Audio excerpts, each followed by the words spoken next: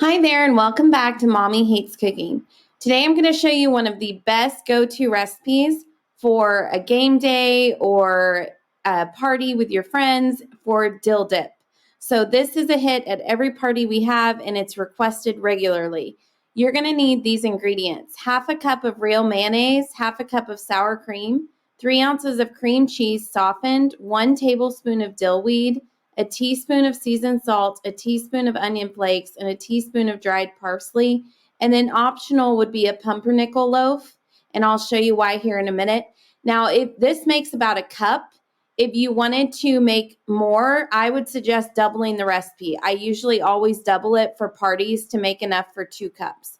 So first you're going to mix in the mayo, sour cream, and cream cheese, and just mix this up until it's nice and smooth.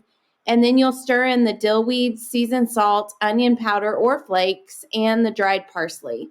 So that's what I'm doing here. And again, as I mentioned, I find it best to double the recipe. So that is going to be up to you, but we almost never have any left with doubling it.